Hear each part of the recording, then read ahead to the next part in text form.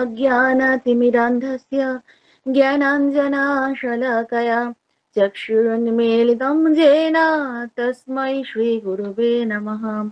श्रीचैतन्यमनःभीष्टं स्थापितं येन भूतले स्वयं रूपा कदा मह्यं ददाति स्वपदान्तिकं। वन्देऽहं श्रीगुरु श्रीयुतपदकमलं श्रीगुरुं वैष्णवांश्च श्रीरूपं सग्रजातं सहगणा रघुनाथान्वितं त्वां सजीवं साद्वैतं सावधूतं परिजनासहितं कृष्णचैतन्यदेवं श्रीराधाकृष्णपादं सहगणा ललिता श्रीविशाखांश्च नमं विष्णुपादाय कृष्णपृष्ठाय भूतले श्रीमते भक्तिवेदान्त स्वामिनीति नामिने। नमस्ते सरस्वते देवे गौरवाणी प्रचारिणे निर्विशेष शून्यवादी पाश्चात्यदेशतारिणे वंशाकल्पतरुभ्यश्च कृपा सिन्धुभ्यो एव च पतितानां पावनेभ्यो वैष्णवेभ्यो नमो नमः। पञ्चतत्त्वात्मकं कृष्णं भक्तरूपस्वरूपकं भक्तावतारं भक्तकं नमामि भक्तशक्तिकं। नमो महावदनाय कृष्णप्रेमप्रदायते कृष्णाय कृष्णचैतन्य नाम्ने गौरतिषे नमः। नित्यानंद नमस्तभ्यं प्रेमानंद प्रदायिने कलौ कल्मषनाशो जन्मवापतये नमो। हे कृष्ण करुणा सिंधु दीनबंधु जगत्पथे गोपीश गोपिका कांतो राधा कांतो नमस्तुते।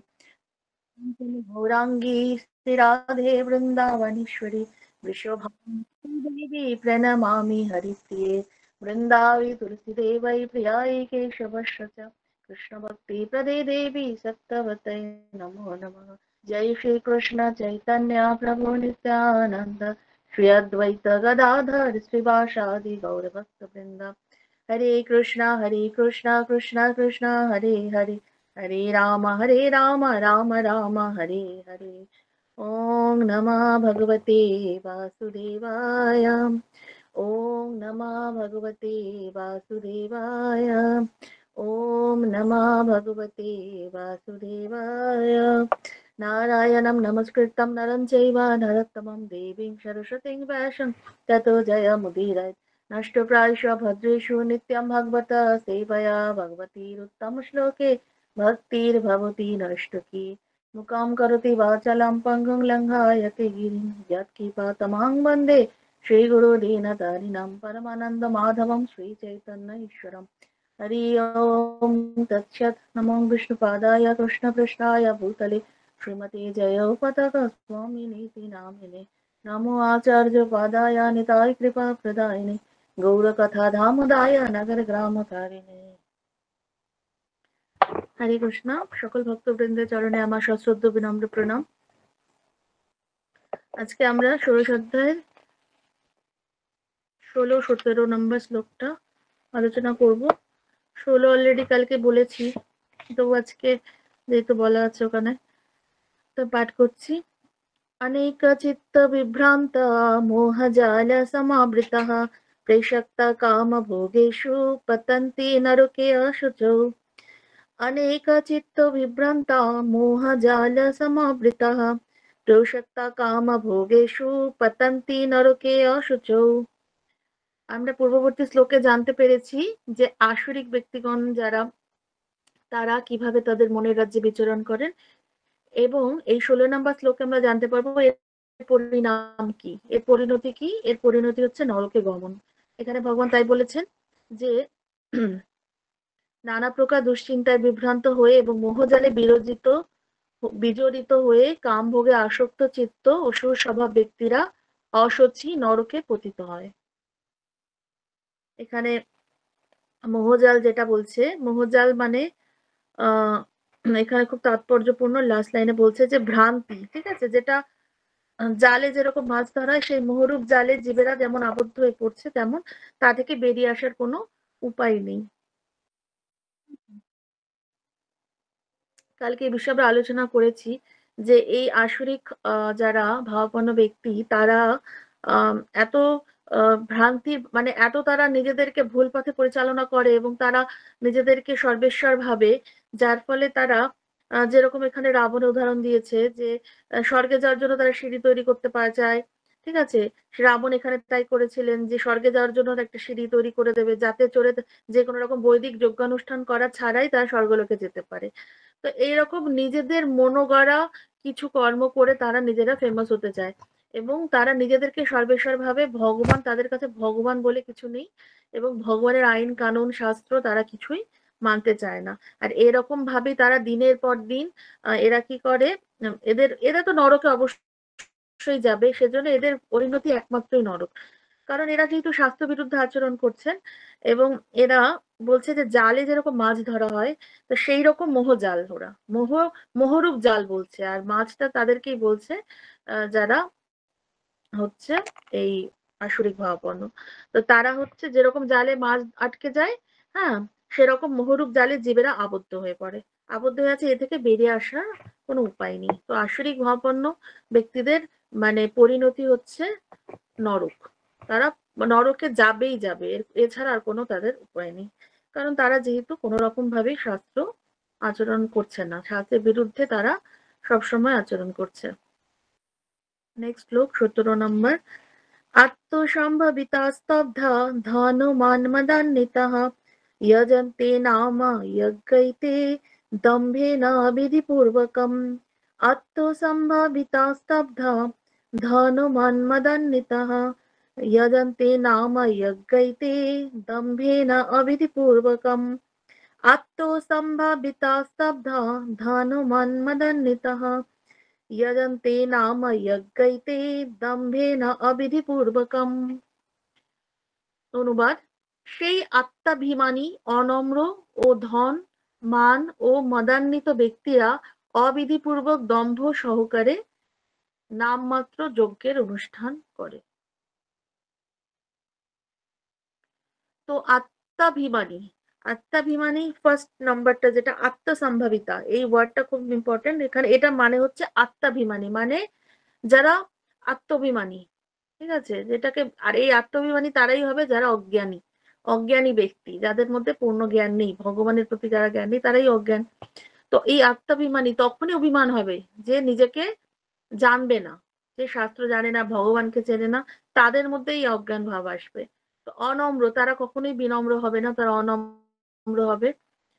ও ধন মান মদান্বিত, ঠিক আছে, তারা ধনের লাভ, মদ মাদ মানে সবকিছুতে মান যশের জন্য, ধনের জন্য মদান্বিত ব্যক্তিরা অবিধিপূর্বক, তাদের কোনো বিধি নেই, তারা নিজেরা নিজেরা নিয়ম কানুন বানিয়ে পুজো খরচা করে, যা কিছু করে সবকিছু অবিধিপূর্বক এবং দম্ভ সহকারে, মানে অহংকার করে নিজে নামমাত্র যজ্ঞের অনুষ্ঠান করে।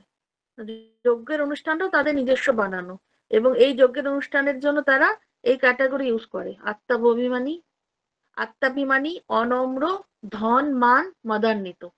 তার মানে এই ক্যারেক্টার গুলো হচ্ছে যারা আসরিক মানুষ তারা, এবং তারা এই সব নিয়ে তারা নামমাত্র যজ্ঞ অনুষ্ঠান করে।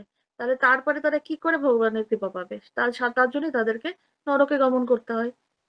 তাৎপর্য শিল প্রপাত বলেছেন, নিজেদের সর্বেশ্ববা বলে মনে করে সামান্য শাস্ত্রের পরোয়া না করে অসুরেরা তথাকথিত ধর্মানুষ্ঠান বা যজ্ঞবিধির অনুষ্ঠান করে থাকে। অর্থাৎ আসরিক ব্যক্তিদের যে মেইন যে ইয়েটা, যে সর্বেশ্বরা, তারা নিজেদেরকে সর্বেশ্বর ভাবে, সর্বে সর্বা, আর কোন রকম অধ্যক্ষতা অর্থাৎ কারো আন্ডারে না, নিজেরাই নিজেদেরকে মেইন ভাবছে, এবং অথবা প্রামাণ্য শাস্ত্রের পরোয়া না করে, অর্থাৎ শাস্ত্র আদি কোন রকমের কোনো কিছুর তারা পরোয়া করছে না করে অসুরেরা তথাকথিত ধর্মানুষ্ঠান বা যজ্ঞবিধির অনুষ্ঠান করে থাকে। তাহলে তারা কতটা আসুরিক যে তারা নিজেদেরকে তো সর্বেশ্বর ভাবছেই, প্লাস কোনো রকমের তাদের কোনো অধ্যক্ষতা নেই, কারোর আন্ডারে নেই। কারণ শাস্ত্র মানেই ভগবান, ভগবানের প্রদত্ত জিনিসটাকে শাস্ত্র, ভগবানের আইন যেটা হচ্ছে ধর্ম, সেটা মানছে না, প্রামাণ্য শাস্ত্র মানছে না, মানে সে ভগবানকে মানছে না। তার ফলে কি হচ্ছে, তারা তথাকথিত ধর্মানুষ্ঠান করছে বা যজ্ঞবিধি নিজেরা নিয়ম করছে সেটা। এটা হচ্ছে অসুর ব্যক্তিদের যজ্ঞের বিধান, ঠিক আছে, যে কোনো রকমের অধ্যক্ষতা প্রামাণ্য শাস্ত্রে তারা পরোয়া করে না। এই রকমই তাদের ক্যারেক্টার, তারা এইরকম ভাবে তারা যজ্ঞ করে থাকে। যেহেতু তারা অধ্যক্ষতার বিশ্বাস করে না, তাই তারা অত্যন্ত উদ্ভত, উদ্ধত। সেই জন্য অধ্যক্ষতা না থাকলে তো উদ্ধত হবেই। তারা ক্রোধী হবে, নিজেদেরকেই সবকিছু ভাববে, কারণ তারা তো কারো আন্ডারে নেই। অধ্যক্ষতা মানে কারো আন্ডারে থাকতে হবে।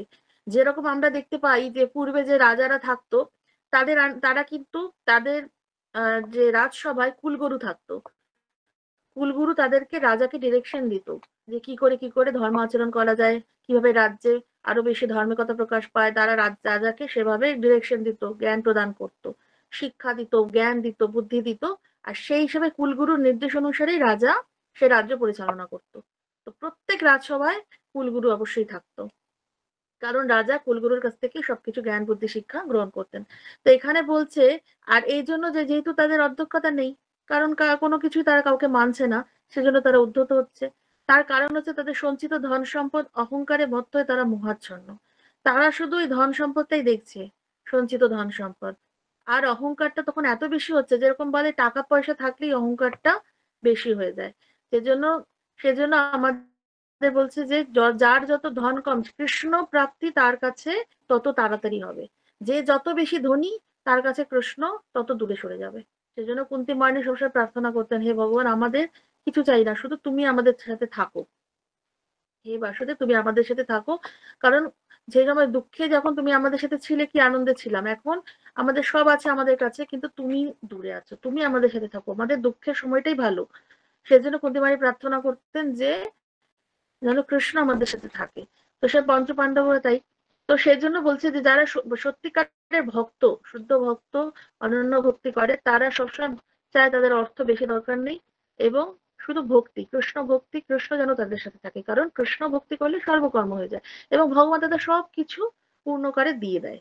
একমাত্র কৃষ্ণকে কেন্দ্র করে জীবনযাপন করতে হবে, কারণ কৃষ্ণের সাথে থাকলে ভগবান সবকিছু তার ভার বহন করে। সবকিছু কিভাবে চালাতে হবে না চালাতে হবে, ভগবান সেটা ঠিক তাকে বুঝিয়ে দেন। এবং কৃষ্ণ থাকলে তার কোনো কিছুর অভাব হবে না জীবনে, কারণ সে বিশ্ব ব্রহ্মাণ্ডের মালিক। তো জীবনযাপন করলে তার কোনো কিছুর জীবনে কোনোদিন অভাব হবে না। তো সেজন্য বলছে, কখনো কখনো তারা সেই জন্য অহংকারে মত্ত হয়ে যায় পয়সার অভাব, পয়সার জন্য। কখনো কখনো এই ধরনের অসুরেরা ধর্ম প্রচারক সেজে মানুষকে বিপদগামী করে। কত ভয়ানক এটা! মানে ধর্ম প্রচারক সাজে, এক তো নিজেদের কোনো জ্ঞানই নেই, তারা নিজেরাই কারো আন্ডারে নেই, কোনো শাস্ত্র মানছে না, যোগ্য উল্টো পাল্টা নিজেদের অধ্যক্ষতা নেই, কারো আন্ডারে নেই, তবুও তারা আবার অন্যদেরকে ধর্ম প্রচারক সেজে বিপদগামী করছে, ভুল শিক্ষা দিচ্ছে, নিজেরাও ভুল পথে আছে, অন্যদেরও ভুল শিক্ষা দিচ্ছে। কখনো কখনো এই অসুররা ধর্মপ্রচারক সেজে মানুষকে বিপদগামী করে, ধর্ম সংস্কারক বা ভগবানের অবতার রূপে নিজেদের জাহির করার চেষ্টা করে। এটা খুব হচ্ছে আজকাল। তাই নিজেদেরকে বলছে, আজকাল নয়, এটা আগেও ছিল, এই আমাদের সনাতন ধর্মে বেশি দেখা যায়। এত এত বেশি পরিমাণে ভণ্ড সাধুদের প্রভাব পড়ছে, যারা শাস্ত্র অধ্যয়ন না করে তারা এইসবের সাক্ষী হচ্ছে, তারা তাদের সম্মুখীন হচ্ছে, তারা বিশ্বাস করছে। কিচ্ছু বিচার বিবেচনা করার যাদের ক্ষমতা নেই, তারাই এসব বিশ্বাস করে, যারা ধর্মভীরু। কিন্তু যারা শাস্ত্র অধ্যয়ন করে, যার জন্য শিল প্রভুপাদ ইসকন প্রতিষ্ঠা করেছেন। কারণ প্রভুপাদ দেখেছেন যে এই জড়জগতে একটা জিনিসের অভাব, সেটা হচ্ছে যথার্থ শিক্ষা, যথার্থ যেটা বৈদিক জ্ঞান, সেটার অভাব। সেজন্য প্রভুপাদ বলেছিলেন যে এটা ইসকন কিন্তু কোনো মন্দির বা মঠ নয়, এটা একটা ইনস্টিটিউশন, যেখানে গীতা মানে জ্ঞান দেওয়া হয়, গীতার শিক্ষা দেওয়া হয়, প্লাস আমাদের আত্মজ্ঞান, আত্মার জ্ঞান দেওয়া হয়, কিভাবে আত্মাটাই জন্ম মৃত্যু জরাব্যাধি থেকে উদ্ধার পাবে। এইটা হচ্ছে ইসকনের কাজ। ঠিক আছে, মঠ মন্দির অনেক আছে, কিন্তু যথার্থ জ্ঞান সেখানে দেওয়া হয় না। ইসকন একমাত্র যেটাকে কি করে উদ্ধার পাবে, এই জীব যে এত কষ্ট পাচ্ছে, এই বদ্ধ জীব, তাদেরকে কি করে উদ্ধার পাবে, সেটা ইসকন করে। তো এই যে ধর্ম প্রচারক যে সেজে যে ভুল পথে মানুষকে পরিচালনা করছে, এদের থেকে বাঁচার একমাত্র উপায়, যদি শাস্ত্র জ্ঞান না থাকবে তাহলে বাঁচা যাবে না। কারণ চারিদিকে এত পরিমাণে কলিযুগে এদের প্রভাব রয়েছে, যে কোনো সময় মানুষকে তারা টুপি পরিয়ে দিচ্ছে। তো এরকম শিল প্রভুপাদের সময় একবার হয়েছিল। প্রভুপাদের সময় বিদেশে, ইউএসএ তে, তখন বুক ডিস্ট্রিবিউশনই করতো, প্রভুপাদের গ্রন্থ বিতরণ হতো, গ্রন্থের মাধ্যমে মানুষকে প্রচার করা হতো যে কি করলে কৃষ্ণ ভক্তি করা যায়, কৃষ্ণ কে, কৃষ্ণ তো কেউ চিনত না ওরা। তো তাদেরকে প্রচার করার জন্য, তো একদিন একদিন গিরিরাজ স্বামী প্রভুপাদের শিষ্য, তিনি প্রচার করতে গেছেন। তো একজনকে গ্রন্থ প্রচারের কিছু টেকনিক আছে, যেরকম কিছু যে কারোর সাথে মানে একটা রিলেশনটা তৈরি করছে যে আপনি কোথায় থাকেন, কি কেমন সবকিছু বলে তখন যখন বন্ধুত্ব হয়েছে তখন বলছে এই গ্রন্থটা নিন, এর মধ্যে জানতে পারবেন যে কৃষ্ণকে কিভাবে কৃষ্ণকে ভক্তি করা যায়, কিভাবে ভগবানের সাথে জীবের সম্পর্ক। তো বলছেন না আমার গুরুদেব আমাকে সব বলে দিয়েছে, আমার আর কিছু দরকার নেই। তো বলছে কে আপনার গুরুদেব? বলছে আমার একজন ইন্ডিয়ান গুরু আছে। তো অলরেডি ইন্ডিয়া থেকে প্রচুর গুরু বিদেশে গিয়ে এরকম ভুলভাল প্রচার করতো। তো বলছে যে আপনাকে কি বলেছে? বলছে আমার গুরুদেবই হচ্ছে ভগবান। আমাকে ভগবানকে চিনতে হবে না। তখন গিরিরাজ স্বামী ভাবছি এ তো মহা মূর্খ এবং এ তো পুরো ফেঁসে গেছে জালে। তাহলে এর থেকে একে তো কিছু একটা মানে আমাকে শিক্ষা দিতে হবে। না হলে কি করবে? এ এদের মায়ার জালে বদ্ধ হয়ে যাবে। মানে এ আর কোনোদিন বেরোতে পারবে না ওদের থেকে। তখন ও ওনাকে বলছে যে আপনি যে বলছেন আপনার গুরু হচ্ছে ভগবান, তো কি করে জানলেন? কি প্রমাণ আছে তাতে?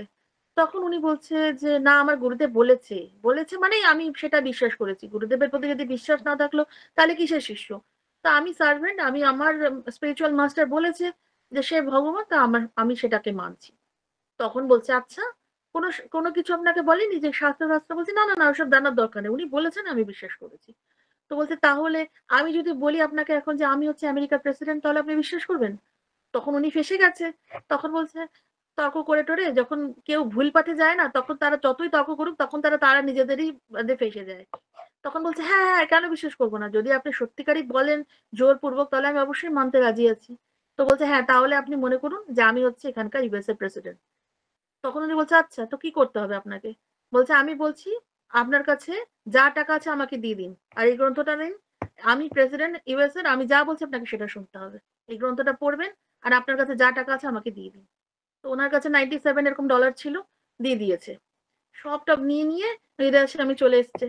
এবার উনি এটা তো মানে মজাকের থ্রুতে উনি ভাবছে আসলে দিয়েই যাবে আলটিমেটলি মনে হয়। কিন্তু এটা তো গীতা স্বামী ওনাকে পরীক্ষা করছে ওনার এই যে মানে মিথ্যে জিনিসটাকে ইয়ে করার জন্য, ভাঙার জন্য গীতা স্বামী এনার সাথে এরকম করছে প্রিচিং। তখন উনি না অনেক চিন্তা করছে আচ্ছা কোথায় গেল এই সাধুটা কোথায় গেল? গীতা স্বামীর ওখানে গিয়ে পৌঁছে গেছে স্কনের যে সেন্টার। গিয়ে বলছে আচ্ছা স্বামীজি আমি তো আপনাকে সব টাকা দিয়ে দিচ্ছি, এবার তো আমার বাড়ি ভাড়া নেই, কালকে আমাকে রেন্ট দিতে হবে, আমাকে ওখান থেকে $20 দিয়ে দিন রিটার্ন করে। তখন গিরিরাজ স্বামী বুঝতে ওনাকে বুঝালেন যে আপনি বুঝতে পাচ্ছেন যে এইরকম কেউ বললেই সেটা হয়ে যায় না। আমি যে আপনাকে বলছি আপনি কি করলেন তর্কের জোরে বুঝে গেলেন। কিন্তু এরকম ভাবে কেউ কাউকে বলতে পারে না যে আমি ভগবান। ভগবান হতে গেলে তার কিছু নিদর্শন আছে। সেটা আপনাকে জানতে হবে। তখন তাকে প্রিচিং করলেন, সবকিছু করলেন। তো এই ঘটনা যখন প্রভুপাদকে বলা হলো, প্রভুপাদ বললেন তুমি ঠিক করেছো। কারণ এইভাবেই আজকে বিভিন্ন ভাবে কিন্তু মানুষকে ফাঁসানো হচ্ছে। কেউ বলছে আমি ভগবান, কেউ বলছে আমি হচ্ছে এর অবতার ওর অবতার। ঠিক আছে, কৃষ্ণকে বলছে একজন সাধারণ বালক। অনেক সংস্থা অনেক রকমের ধর্ম লোকেরা বলছে মহাপ্রভুকে বলছেন একজন নর্মাল, কিন্তু তারা শাস্ত্র অধ্যয়ন করছেন না। মহাপ্রভু যে স্বয়ং কৃষ্ণের অবতার করে কলিযুগের, সেখানে শাস্ত্রে বলা আছে, কিন্তু সেগুলো কেউ ফলো করছে না। কৃষ্ণ যে চৈতন্য মহাপ্রভু, কৃষ্ণ জগন্নাথ মহাপ্রভু, রাম ভগবান, এরা যে ভগবানের সব এক একটা অবতার এক এক যুগে এসছে, সেগুলো কেউ শাস্ত্র ঘাটছে না। সেজন্য সবাই কি করছে নিজেদেরকেই ভগবান বলছেন। এবং ভগবানের যে স্বর ঐশ্বর্য আছে সেটাও তারা বুঝতে রাজি না। কারণ মান বুঝতে গেলে তো তাদেরকেও ফলো করতে হবে। ঠিক আছে, সমস্ত ঐশ্বর্য সমস্ত বীর্য জ্ঞান বৈরাগ্য যশ এগুলো তো কারো নেই, পরিপূর্ণরূপে কারোর মধ্যে পাওয়া যায় না। তো সেই জন্য এগুলো মানতেও তারা নারাজ। যত বেশি ঘাটবে শাস্ত্র তত ফাঁসবে। এই জন্য এরা কি করে শাস্ত্রকে অ্যাভয়েড করে, শাস্ত্র বিরুদ্ধ আচরণ করে। এই করে কি করে নিজেদেরকে মন গড়া ভগবান তৈরি করে, নিজেদেরকেই ভগবান বলছে। তাতে কি হচ্ছে কিছু ধর্মভীরু মানুষ হয়তো কিছু কারোর সাথে মিলে গেল কোনো কথায় অ্যাস্ট্রোলজারের মতো, তখন তারা ভাবছে আরে সত্যি তো, ইনি কি করে জানলো আমার জীবনে এরকম হয়েছে, তার মানে সত্যি ভগবান। এই কিছু কিছু মূর্খ মানে ধর্মভীরু লোকেদের জন্য, আর যারা শাস্ত্র জ্ঞান মানে শাস্ত্র যাদের মধ্যে কিচ্ছু জ্ঞান নেই এবং শোনারও চেষ্টা করে না, সেই সব লোকেরা এইসব লোকেদেরকে ভগবান বলছে। আর এদের জন্যই কিন্তু আজকে এই সমস্ত এই আসরিক লোকেদের সংখ্যা বাড়ছে। তো মূর্খ লোকেরা তাদেরকে ধর্মজ্ঞ বা দিব্য জ্ঞান সম্পন্ন বলে মনে করে। স্বাভাবিক, যখন নিজেদের মধ্যে কোনো জ্ঞান নেই তখন অন্যরা যদি কিছু বলে ভাবছে আরে সত্যি তো, এরকম ভাবছে। কিন্তু যারা শাস্ত্র জ্ঞান পড়বে, শাস্ত্র শুনবে, শাস্ত্র আচরণ করবে, তাহলে কিন্তু গীতা পড়বে, তারা কিন্তু কখনোই এই ফালতু লোকেদের কথায় কান দেবে না। এবার বলছে তারা সন্ন্যাসীর বেশ ধারণ করে সব রকম অপকর্মে লিপ্ত হয়, যেটা আমরা দেখতেই পাচ্ছি। কত কত সন্ন্যাসীর বেশ ধরে কত অপকর্ম করছে, আন্ডারওয়ার্ল্ডের সাথে যুক্ত। তারপরে তারা জেলে যাচ্ছে, কত অবৈধ কাজ করছে, তাই না, কত রকমের কাজ করছে, কিন্তু তাতেও তাদের কিন্তু কোনো লজ্জা নেই। এবং তারপরেও লোক কিন্তু এদেরকে ফলো করছে, তাই এটা হচ্ছে কলির প্রভাব। ঠিক আছে, কলিযুগে মায়া এতই বেশি স্ট্রং যে সবসময় কুপথে চালিত করে। যে সুপথে যে চলতে গেলে অনেক মানে শুদ্ধ ভক্ত, শাস্ত্রের গুরুর মানে সান্নিধ্যে থাকা খুব ডিফিকাল্ট। সেজন্য সবসময় মানে ভগবান কৃষ্ণের কথা বলছে না, 24 ঘন্টাই আমাদের স্মরণ করা উচিত। শয়নে স্বপনে জাগরণে যেন হেন তেন প্রকারণে আমাদেরকে কৃষ্ণে মন নিবেশ হয়, সবসময় আমাদেরকে মনটাকে কৃষ্ণ চরণে দিতে হবে। কিন্তু আমাদের করতে, এবার হচ্ছে বলছে যে মূর্খ লোকেরা, হ্যাঁ,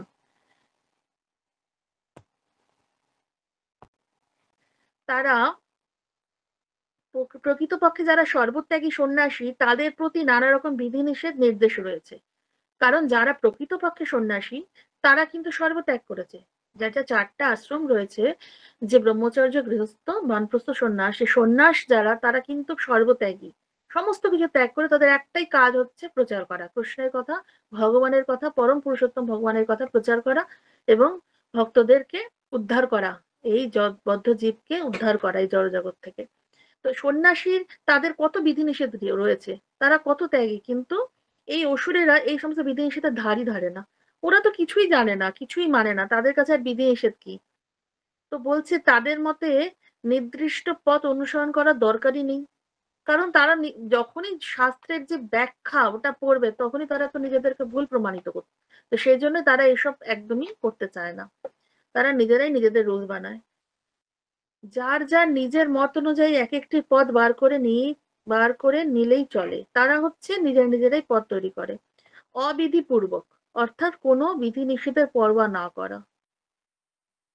তার মানে তারা সবকিছু অবিধিপূর্বক করছে, যে কোনো বিধি নিষেধের মধ্যেই তারা নেই। বিধি নিষেধটা তখনই হবে যখন তারা শাস্ত্র ফলো করবে। শাস্ত্রে সমস্ত কিছু দেওয়া আছে, কোনটা করা উচিত, কোনটা করা উচিত না, কোন আশ্রমে, কোন বর্ণে কিরকম ভাবে জীবনযাপন করা উচিত, কার কি কাজ, ভগবান সমস্ত কিছু ব্যাখ্যা করে দিয়ে গেছেন। তো সেই সেই হিসেবেই কিন্তু অর্জুনকে ভগবানের সেই শিক্ষা দিয়েছেন, যে কিভাবে তোমার যেটা তুমি ক্ষত্রিয়, তোমার কাজ যুদ্ধ করা। ঠিক আছে, তো তুমি সেই, তোমাকে সেটা করতে হবে, তোমাকে কর্ম করতে হবে, যে যে বর্ণে আছে তাকে সেই হিসেবে কর্ম করতে হবে। তো সেই জন্য বলছে যে কোনো বিধিনিষেধ তারা করতেন না, অজ্ঞতা এবং মোহাচ্ছন্ন হয়ে পড়ার ফলেই এগুলো হয়। তো এই যে বিধিনিষেধ গুলো মানে না ফলো করার একটাই কারণ হচ্ছে অজ্ঞতা এবং মোহাচ্ছন্ন। ঠিক আছে, অজ্ঞতা হচ্ছে আত্মবিমানী ওরা, তো তার জন্য তাদের অজ্ঞতা থাকবেই, অজ্ঞতা বলেই তারা এত অভিমান, আত্মবিমান তাদের, কারণ তারা নিজেদেরকে শ্রেষ্ঠ বলছে, এর চেয়ে বড় কিছু হতে পারে না। যে ভগবানকে তারা মানছে না, ভগবানকে, তাহলে কতটা ভয়ানক তাহলে তাদের পরিস্থিতি। তো আমাদের যে মানে সনাতন ধর্মে কত রকমের যে এই মানে সাধুদের যে কত রকমের রূপ রয়েছে, তাই না, কিন্তু আমরা দেখি না যে, আমরা যদি চাই যে প্রত্যেকেই হয়তো তার তার দিক থেকে তারা মহান, ঠিক আছে মানছি, কেউ হয়তো রুদ্রাক্ষের মালা পরছে, কেউ জটাধারী সাধু, কেউ দাড়িওয়ালা, কেউ মোজওয়ালা, কেউ দারু খাচ্ছে, মদ খাচ্ছে, কেউ সিগারেট খাচ্ছে, কত রকমের গুরু রয়েছে, তারা তারা তাদের, আমাদের ভারতবর্ষে প্রচুর বিভিন্ন ভ্যারাইটিস গুরু রয়েছে, বাবা রয়েছে। তো কিন্তু বলছে সবাই তাদের নিজেদের স্থান থেকে ঠিক আছে, কিন্তু অধিকাংশ সাধুই জানে না যে ভগবান কে। এটাই সবচেয়ে দুঃখের বিষয়। আমাদের এই সনাতন ধর্মের যে মূল যেটা, সেটাই তারা জানে না। তারা নিজেদের নিজেদের মন গড়া, নিজেরা নিজেরা সবকিছু করে এইভাবেই তারা সমাজে মানে তারা নিজেরা নিজেরা ফেমাস হতে চাইছে, এক ধরনের বিজনেস টাইপের। ঠিক আছে, নিজেরা নিজেরা বাড়িয়ে যাচ্ছে তাদের শিষ্য সংখ্যা সবকিছু, কিন্তু তারা প্রপার ওয়েতে। আর সেটা প্রভুপাদ বুঝতে পেরেছিলেন, যার জন্য তিনি শাস্ত্রটাকে এত বেশি গুরুত্ব দিয়েছেন, যে না, শাস্ত্র হচ্ছে সবকিছুর মূল। শাস্ত্রটা যে যত পড়বে সে তত জানবে, এবং প্রত্যেকটা রেফারেন্স সহকারে, এরকম নয় প্রত্যেকটা কোন শাস্ত্রে কত নম্বর শ্লোকে কি কে কি বলেছেন সব প্রভুপাদ এতটাই মেনশন করেছেন যে কেউ প্রভুপাদের উপর একটা কথা বলার সাহস রাখে না। সেই কারণেই আজকে আমাদের এই গীতা এতগুলো ভাষায় বিদেশে প্রচার হচ্ছে, সারা ভারতবর্ষে, সারা পৃথিবীব্যাপী, শুধুমাত্র প্রভুপাদের এই লেখার জন্য। লেখা তো আগেও ছিল, কিন্তু সেটা সবার পড়ার মতো উপযুক্ত ছিল না। কিন্তু প্রভুপাদের এই সহজ সরল ভাষায় এত সুন্দর শাস্ত্রকে যে ব্যাখ্যা করেছে প্রভুপাদ, এবং ভগবানকে যে সবার ঘরে নিয়ে গেছে সারা পৃথিবী ব্যাপী, সেটাই বড় কথা। যে বিভিন্ন ধর্মাবলম্বী মানুষ ফলো করছে, শুধু সনাতন ধর্মাবলম্বী না। সনাতন ধর্মাবলম্বীরা তো জানেই না, হিন্দু হয়েও তারা বুঝতে পারে না যে ভগবানকে।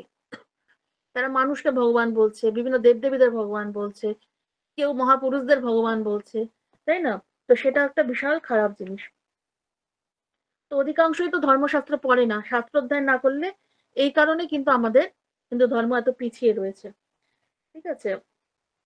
আর আমাদের ঐক্যবদ্ধতা নেই, যার জন্য এরকম আমাদের এত বেশি আসরিক ভাবাপন্ন লোকের শিকার হচ্ছে। তো হিন্দু ধর্মগুলিতে আমাদের ঐক্যবদ্ধতা নেই। তো সেজন্য প্রপাত একবার বলছেন যে আমরা যদি সেনাবাহিনীতে যদি সেনারা যদি বলে যে না নিজের নিজের মতো করে চলবে, তাহলে কি হবে? তাহলে কি হবে? কিছু কাজ হবে? হবে না। তাই না? আমি আজকে আমার মতো যুদ্ধ করব, আমি আজকে ওইদিকে যাব না, ওই বর্ডারে যাব না, তাহলে হবে না। তারা তারা কি হচ্ছে, কারো অধ্যক্ষতায় কারো নির্দেশনায় সেই কাজটা করছে না, আজকে ওইদিকে যেতেই হবে। 100 জনের একটা গ্রুপ নিয়ে গ্রুপ লিডারকে দিয়ে পাঠানো হচ্ছে। এখন যদি বলেন আমি যাব না, তাহলে কিন্তু তার কাজটা হবে না। তো সেই রকম আমাদেরকে সমস্ত কিছুকে আমাদের কারো অধ্যক্ষতায় করতে হবে, এবং আমাদেরকে সবার সাথে মিলে কাজটা করতে হবে। তারপরে গাড়ির চাকাগুলো যদি আমরা দেখি যে চাকাগুলো বিভিন্ন চাকা বিভিন্ন দিকে যাচ্ছে, তাহলে সেই গাড়ি কি চলবে? সেই গাড়ি অ্যাক্সিডেন্ট হয়ে যাবে। তো সেই রকম বিভিন্ন দিকে বিভিন্ন আমাদের হিন্দু ধর্মে বিভিন্ন ধর্ম মানে বিভিন্ন গুরুরা বিভিন্ন দিকে পথ চলছে, বিভিন্ন রকমের সম্প্রদায়, কিন্তু তারা কিন্তু মেইন যে রাস্তা, কৃষ্ণের প্রদর্শিত পথ, পরম পুরুষোত্তম ভগবান শ্রীকৃষ্ণের যে নির্দেশিত পথ, গীতার বাণী ভুল ব্যাখ্যা করছে, ভুল প্রচার করছে। যেটা শাস্ত্রে ভগবান কৃষ্ণ অর্জুনকে বলেছেন সেটা কিন্তু সঠিক ব্যাখ্যা হচ্ছে না। যার ফলে কি হচ্ছে, এই গীতাও পড়েও বিভিন্ন সংস্থা বিভিন্ন রকম ভাবে সাধারণ মানে সাধারণ ভুলগুলো করছে, যেটা কিনা শাস্ত্রে বলা নেই। তো এই সমস্যার সমাধান কোথায় আছে? এটাকে কি করে আমরা রক্ষা পাবো? এটা একমাত্র আমাদের বৈষ্ণব সম্প্রদায় আছে। কারণ বৈষ্ণব ধর্মে সমস্ত কিছু বলা আছে। তো বৈষ্ণব সম্প্রদায় বিশ্বনাথ চক্রবর্তী ঠাকুর শ্রী চৈতন্য চরিতামৃতে মহাপ্রভু বলেছেন যে এই ব্রজেশ তনয় কৃষ্ণ আর তার ধাম বৃন্দাবন, এটা হচ্ছে আমাদের আরাধ্য, একমাত্র আরাধ্য। আর হচ্ছে ব্রজবধূগণ যে প্রদর্শিত যে উপাসনা পদ্ধতি, সেটা হচ্ছে সবচেয়ে শ্রেষ্ঠ। তার মানে আমাদেরকে পুরোপুরি নির্দেশ দিয়ে দিয়েছে শাস্ত্রে কে আমাদের আরাধ্য আর কোন উপাসনা আমাদের করতে হবে। তো শাস্ত্র আমরা ঘাটছি না, কি করে জানবো? ব্রজেশ তনয় শ্রীকৃষ্ণ একমাত্র আমাদের আরাধ্য, আর তার ধাম যে বৃন্দাবন, সেটাই হচ্ছে আমাদের মেইন আরাধ্য। আর ব্রজবধূগণ যে প্রদর্শিত উপাসনা পদ্ধতি, সেটা হলো শ্রেষ্ঠ। শ্রীমদ্ ভাগবতম হচ্ছে আমল পুরাণ, আর কৃষ্ণ প্রেম লাভ করাই হচ্ছে আমাদের একমাত্র লক্ষ্য। এটা হচ্ছে আমাদের বৈষ্ণব ধর্মের মেইন শিক্ষা।